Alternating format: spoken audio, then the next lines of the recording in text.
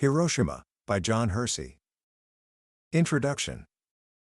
At exactly 15 minutes past 8 in the morning, on August 6, 1945, a tailor's widow named Hatsuyo Nakamura stood by her kitchen window, watching her neighbor tear down his own house. It was a strange sight, but in wartime Japan, strange things had become normal. The government wanted a wider fire lane, and so a man was sacrificing his home for the city's safety.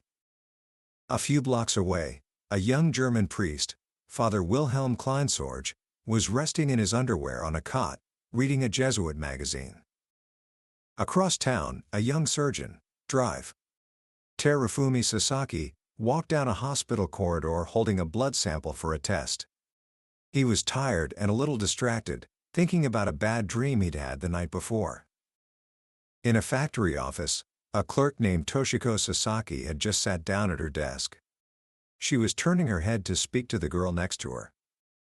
And on the porch of a private hospital that hung over one of the city's 7 rivers, Drive. Masakazu Fujii was settling down cross-legged to read the morning paper. 5 ordinary people, in 5 ordinary moments, on what began as an ordinary day. None of them heard a plane. None of them heard a sound. All they saw, in that exact same instant, was a flash of light. A noiseless flash, whiter and brighter than anything they had ever seen. And then, the world fell on top of them. Today, we are going to talk about a book that is not just a book. It is a monument. John Hersey's Hiroshima, first published in the New Yorker magazine in 1946, did something that no government report or military analysis could ever do. It told the story of one of the most destructive moments in human history, not from the perspective of generals or scientists, but through the eyes of 6 ordinary people who lived through it. This work was so profound that when it was released, the entire issue of the New Yorker was dedicated to this single story. For the first time, there were no cartoons, no society notes, no fiction, just this one 30,000-word account of human survival. It sold out within hours. It was read over the radio. Albert Einstein himself ordered 1,000 copies to share. It was because Hersey gave a human face to an inhuman event. By the end of our time together today, you will understand what happened on that day, not as a historical fact, but as a human experience. You will walk alongside these 6 survivors through the fire, the confusion, and the strange, quiet aftermath. You'll witness their courage, their despair, and their incredible resilience. This is a difficult story, but it's a necessary one. It's a story about the cost of war, but more than that, it's a story about what it means to be human in the face of the unimaginable. Book summary. The story of Hiroshima, as told by John Hersey, begins not with an explosion, but with the quiet, everyday anxieties of its people. The city had been spared the heavy B-29 raids that had leveled other Japanese cities, and a strange rumor was going around, that the Americans were saving something special for them. One of the people feeling this anxiety was the Reverend Kiyoshi Tanimoto. He was a small, thoughtful Methodist pastor who had studied in America. This connection made him uneasy.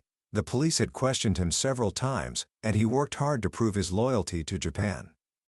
In the days before the bombing, he had been moving portable items from his church to a friend's estate in a distant suburb named Koi, 2 miles from the city center. On the morning of August 6, he woke at 5, exhausted. He had promised to help a friend, a Mr. Matsuo, move a large cabinet out to the same safe estate. The morning was clear and warm. As they pushed the heavy handcart through the streets, an air raid siren sounded, but it was a familiar one, just the daily American weather plane passing over. They reached the estate and maneuvered the cabinet onto the front steps. They were resting for a moment, shielded from the city by a wing of the house. The place was cool and pleasant. The time was 8:15 a.m. That's when the flash came. Mr. Tanimoto remembered it as a sheet of sun, traveling from the city toward the hills. He and his friend reacted in pure terror. Mr. Matsuo dove into the house among some bedrolls. Mr. Tanimoto, instinctively, took a few steps and threw himself between two large rocks in the garden. He pressed his face against the cool stone. He felt a sudden pressure, then the sound of splintering wood and falling roof tiles all around him. But he heard no great roar. In fact, almost no one in Hiroshima remembers hearing the bomb explode. When he dared to lift his head, the world was in a dusty twilight. The house he had been standing beside had collapsed. He thought a bomb must have fallen directly on it. Panicked, he ran into the street. There, he saw a squad of soldiers, who had been digging a shelter in the hillside, emerging from their hole. They should have been safe. But blood was running from their heads, chests, and backs. They were silent and dazed. Looking back toward the city, he saw not just a small patch of damage, but a thick, dreadful cloud of dust and smoke covering everything. How could this have happened, he wondered, out of a silent sky? At that same moment, Mrs. Atsuyo Nakamura, the tailor's widow, was in her kitchen. Her neighbor, the one tearing down his house for the fire lane, was making a terrible racket. She felt a pang of pity for him, for all the destruction. Her husband had been killed in the war, and she was raising her 3 small children alone, supporting them with a single sewing machine.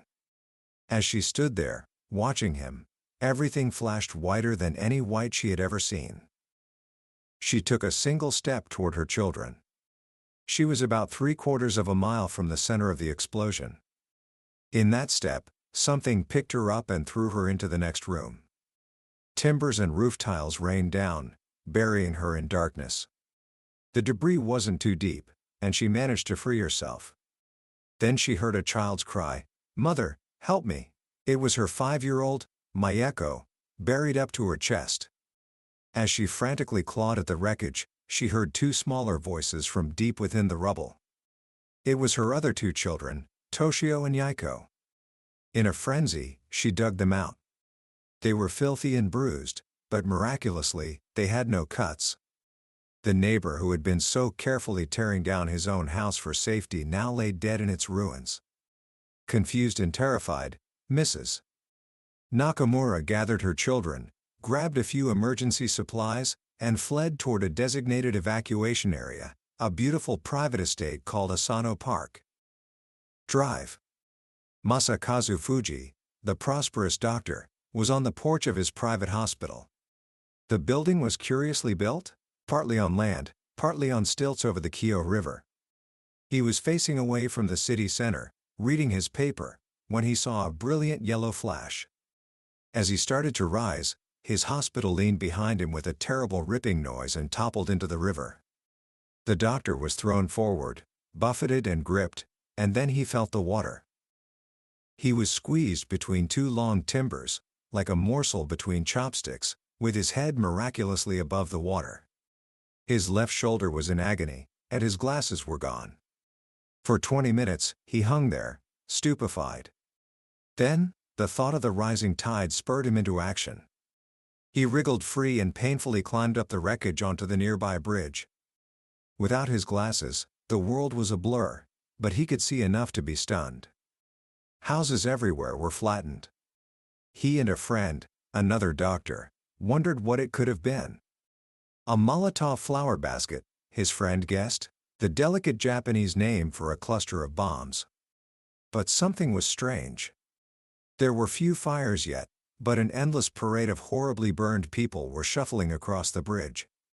They were burned in bizarre patterns. On some women, the dark floral designs of their kimonos were seared into their skin, while the lighter parts of the fabric had reflected the heat. Meanwhile, at the Jesuit mission house, Father Kleinsorge, the German priest, had been resting on his cot. He was just 1,400 yards from the center. He saw the flash and had a single thought: a bomb has fallen directly on us. The next thing he knew, he was wandering in the mission's vegetable garden, in his underwear, bleeding from small cuts. All the buildings around him had collapsed, but the mission house itself was still standing, having been specially braced against earthquakes years before. The sky was dark, and the housekeeper, Mrs. Murata, was crying over and over, "Our Lord Jesus, have pity on us." Just under a mile from the center, at the city's modern Red Cross hospital, Young Drive. Terufumi Sasaki was walking down a corridor. He was one step past an open window when the light of the bomb flashed. He instinctively ducked. The blast ripped through the hospital. His glasses flew off his face, the blood vial he was carrying shattered, but he was untouched. He found himself the only doctor in the hospital who was unhurt. The building was in chaos. Ceilings had fallen on patients, beds were overturned, glass was everywhere. He grabbed bandages and began to work, patching up his colleagues and the patients inside. But soon, he realized that a flood of new casualties was pouring in from outside. Thousands upon thousands of wounded, maimed, and dying citizens were making their way to the one place they thought could help them. With only 600 beds, the hospital was overwhelmed in minutes. Drive. Sasaki, staggered by so much raw flesh, lost all sense of profession. He became an automaton, mechanically wiping, daubing, and winding, moving from one horrific injury to the next. And what of Toshiko Sasaki, the clerk at the tin works? She was sitting at her desk, furthest from the windows. When the blinding light filled the room, she was paralyzed by fear. Then, the ceiling fell. The floor above collapsed, and the heavy bookcases behind her swooped forward. The books threw her down, horribly twisting and breaking her left leg underneath her. In the first moment of the atomic age, she lay unconscious, a human being crushed by books. This was the first minute. What followed was a descent into a nightmare. Reverend Tanimoto, having seen the devastation from the hill, did not hesitate. He ran toward the smoke, toward the city. He was the only person going in. He passed hundreds, then thousands, of people fleeing. Their skin hung from their faces and hands. Some held their arms up, as if carrying something. Many were naked, their clothes burned away. They were silent, their faces showing no expression. This silent shuffling procession of the wounded was one of the most haunting things the survivors remembered. As a Christian, Mr. Tanimoto was filled with compassion. As a Japanese, he was overwhelmed by the shame of being unhurt. He prayed as he ran, God help them. The city was a sea of fire. People were screaming for help from under collapsed houses, but no one could stop. Survivors could only focus on their own relatives or immediate neighbors. The scale of the misery was too vast to comprehend. Mr. Tanimoto ran for miles, trying to find a way around the flames to get to his church and his family. Finally, exhausted, he threw himself into one of the rivers to cross to a less fiery bank. In midstream, his strength gave out. He prayed for the strength to cross, and he managed to pull himself onto a sandspit. By incredible luck, he soon found his wife. She and their baby had survived, buried in the parsonage, and she had dug her way out. They met, exchanged a few bewildered words, and parted again, she to the safety of a suburb, he back into the chaos to find and help his parishioners. Mrs. Nakamura, with her 3 children now dressed in emergency clothes, fled toward Asano Park. The park was a lush, green estate that had been designated as an evacuation area. As they hurried, they heard muffled screams from under the ruins on all sides. The only building they saw still standing was the Jesuit mission house, and as they passed it, Mrs. Nakamura saw a bloody Father Kleinsorge, now in a pair of trousers, running out with a small suitcase. Inside that suitcase were the mission's account books and money. Father Kleinsorge later saw this as an act of providence. His desk had been splintered, but the flimsy papier-mâché suitcase he had hidden under it was sitting in the doorway, unscratched. The fire was closing in on the mission. He and the other priests knew they had to leave. They tried to rescue Mr. Fujii, the secretary of the diocese, who was weeping in his room, refusing to leave. "Leave me here to die," he said. They carried him out by force, with Father Kleinsorge carrying the small, protesting man on his back. But on the way to the park, in the confusion of climbing over rubble, Mr. Fujii broke free and ran back toward the flames. they never saw him again. The survivors began to converge on Asano Park. The green foliage seemed a center of life and coolness. Mrs. Nakamura and her children arrived, desperately thirsty, and drank from the tidal river. At once, they became nauseated and began to vomit. They, and many others, thought they had been poisoned by a gas. Father Kleinsorge and the other priests also arrived, finding a spot in the underbrush. What Father Kleinsorge witnessed there was one of the most dreadful phenomena of his experience: the silence. In the grove by the river, hundreds of gruesomely wounded people suffered together, but no one screamed. No one wept or complained. Not even the children cried. When he gave water to people whose faces had been nearly erased by flash burns, they would take their share, then raise themselves slightly and bow to him in thanks. Mr. Tanimoto, arriving at the park, saw the same thing. People were moaning for water. Mizu, Mizu. He found a basin and began carrying water to them from a working tap. After helping about 30 people, he realized he couldn't help everyone. "Excuse me," he said to the hands reaching for him, "I have many people to take care of." He ran off, his heart torn. He found a small boat by the riverbank and began the heroic task of ferrying the badly wounded across the river, away from the spreading fire. Suddenly, a new terror arrived. A great whirlwind ripped through the park. It was likely caused by the tremendous heat of the blazing city. Huge trees crashed down. Debris flew through the air. The vortex moved out onto the river, where it sucked up a waterspout before finally dying out. During this chaos, the panicked crowd on the riverbank pressed forward, pushing some of the weakest into the water, where they drowned. As evening fell, a Japanese naval launch came up the river, and a young officer shouted through a megaphone, "Be patient, a naval hospital ship is coming to take care of you." This promise of help, the first in 12 awful hours, cheered everyone tremendously. But the hospital ship never came. That night, Mr. Tanimoto pulled his boat back to a sandspit where he had heard cries for help. The tide was rising, and about 20 people were trapped at the water's edge, too weak to move. He urged them into his boat. When he reached down to help a woman, her skin slipped off in huge glove-like pieces. Sickened, he had to sit for a moment. Then he waded into the water and began lifting the naked, slimy bodies into his boat.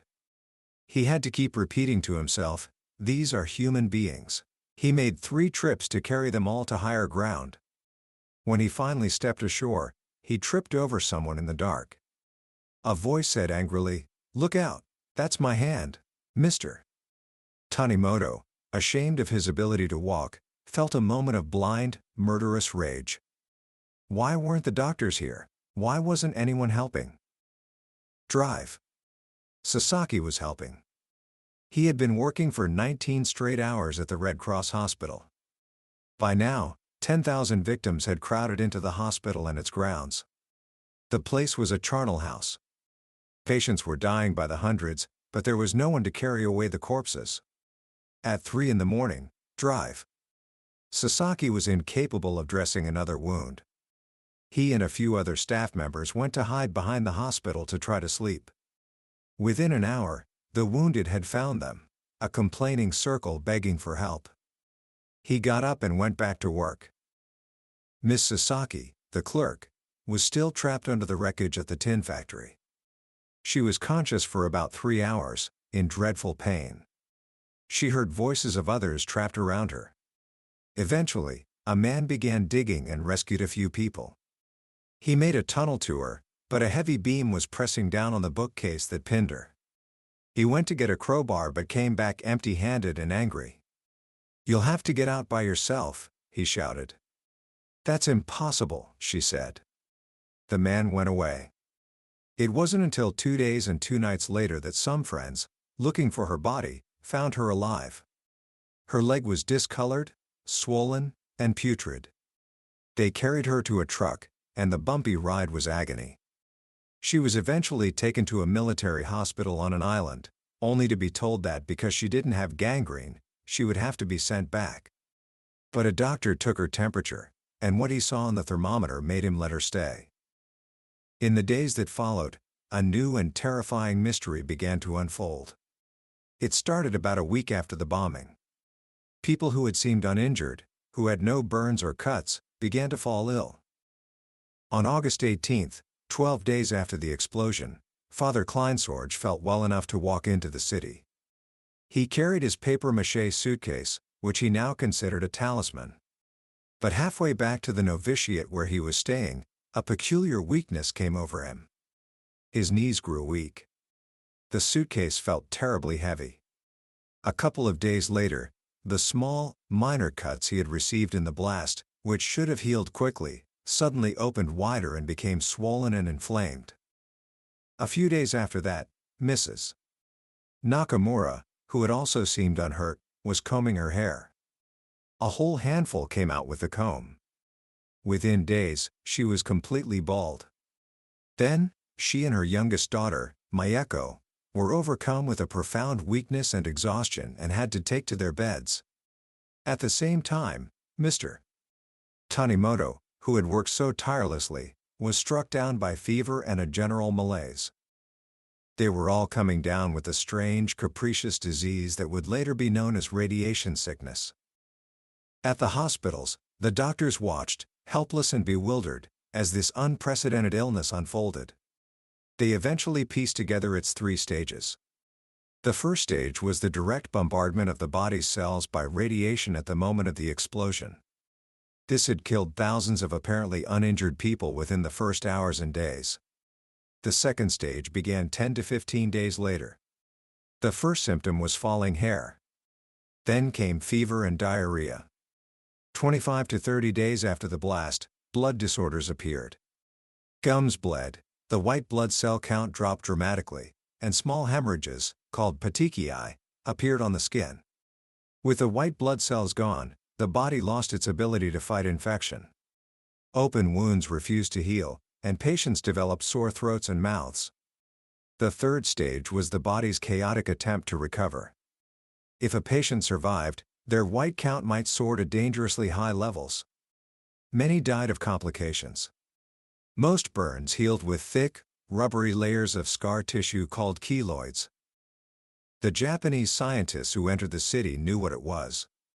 They found the bomb's exact center by triangulating the atomic shadows left on stone and concrete. They measured the lingering radioactivity. It was high, but they announced that it was safe for people to enter the city. This news came as a relief to Mrs. Nakamura, who had been terrified by a rumor that Hiroshima was poisoned for 7 years. The rumor had upset her because she had sunk her only means of livelihood, her sewing machine, into a water tank in front of her house, and she feared no one could ever retrieve it. Once she heard it was safe, her brother-in-law fished it out. To her dismay, it was rusted and useless. The 6 survivors fought their individual battles. Miss Sasaki's leg infection worsened. She was moved to the Red Cross Hospital, under the care of Drive Sasaki. He saw the petechiae on her skin, a classic symptom. Her leg was swollen and discolored, and the bones were not set. For weeks, he had to make new incisions to drain the pus. She grew weaker and more depressed. The man she had been engaged to never came to see her. Drive Fujii, living in a friend's summer house, was hit by bad luck again. A typhoon caused a flood, and the house was washed completely away. He eventually bought a small, vacant clinic in a suburb and started over, even hanging a sign in English to welcome the American occupation forces. Father Kleinsorge's fever rose, and his white blood count plummeted. He was sent to a hospital in Tokyo. A doctor there, unfamiliar with the bomb's effects, told the Mother Superior, "He'll die." They all go along for a couple of weeks and then they die, but Father Kleinsorge confounded the doctor. Though his recovery was slow and his strange wounds kept reopening, he did not die. He became a curiosity, a living specimen of this new disease for American and Japanese experts to study. Mr. Tanimoto lay in bed for a month with a fever, treated by a nurse with vitamin injections and by a Buddhist priest with the ancient folk remedy of moxibustion. Mrs. Nakamura and her daughter Mayeko slowly recovered with no treatment at all, just rest. A year after the bomb was dropped, Hersey revisited the lives of these 6 people. None of them were the same. Miss Sasaki was a cripple, her leg now 3 inches shorter than the other. Her wounds of the spirit were even deeper. She asked Father Kleinsorge, who visited her often, "If your God is so good and kind, how can he let people suffer like this?" His answers, his counsel, and his kindness gave her a strength she hadn't known she possessed. She began the slow process of healing, both physically and spiritually. Mrs. Nakamura was destitute. Her savings were gone. She sold her last good kimono to buy food. She moved into a tiny wooden shack built on the site of her old neighborhood and planted a small vegetable garden in the wreckage. Drive. Fujii had lost the 30-room hospital he had worked so hard to build and had no hope of rebuilding it, but he had a new, thriving practice and enjoyed his evenings drinking whiskey with the American occupiers.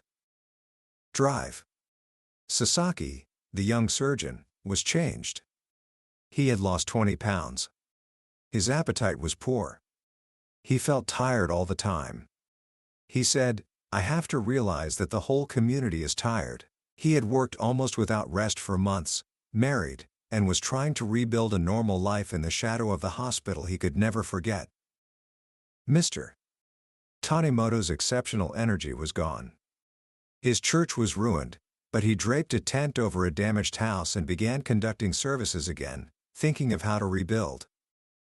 And Father Kleinsorge, worn out from his work, was back in the hospital in Tokyo, resting again, almost exactly on the anniversary of the bombing. These 6 were among the luckiest in Hiroshima. Hersey notes that they shared a curious kind of pride, an elated community spirit, like the citizens of London after the Blitz, a pride in how they had endured a dreadful ordeal. Their feelings about the bomb itself were not unanimous. Mrs. Nakamura, in her simple way, would say, "It was war and we had to expect it." Then she would add the common Japanese phrase, "Shikata ga nai." It can't be helped. Drive. Fujii felt the same. But drive. Sasaki was filled with a deep hatred. "I think they ought to try the men who decided to use the bomb," he said, "and they should hang them all." Father Kleinsorge and the other priests often discussed the ethics of it. One of them wrote in a report to the Holy See, "The crux of the matter is whether total war in its present form is justifiable, even when it serves a just purpose. When will our moralists give us a clear answer to this question?" And what of the children? Months later, their memories were often of an exhilarating, if terrifying, adventure. 10-year-old Toshio Nakamura wrote an essay for school. It was a matter-of-fact list of events. "The day before the bomb, I went for a swim. I saw a light. I was knocked to little sister's sleeping place. We went to the park. A whirlwind came. At night a gas tank burned and I saw the reflection in the river." He ends his essay simply, "Next day I went to Taiko Bridge and met my girlfriends. They were looking for their mothers. But Kikuki's mother was wounded and Murakami's mother, alas, was dead." Commentary. John Hersey's Hiroshima is a masterpiece of journalism, but it reads like a timeless novel. Its power doesn't come from grand statements or political arguments. It comes from the small, devastatingly human details. It's the story of a man having to remind himself that the slimy bodies he's lifting are human beings. It's the story of a young woman being crushed not by steel or concrete, but by books. It's the story of children vomiting from drinking radioactive river water, and the eerie, unnatural silence of thousands of people suffering together without a single scream. Hersey made a deliberate choice. He understood that a number like 100,000 dead is too big for the human mind to grasp. It's an abstraction. But the story of one woman losing all her hair, or one priest's small cuts refusing to heal, that is something we can feel. He took an event of planetary significance and scaled it down to the size of a human heart. And in doing so, he made it more powerful, more terrifying, and more unforgettable than any statistic could ever be.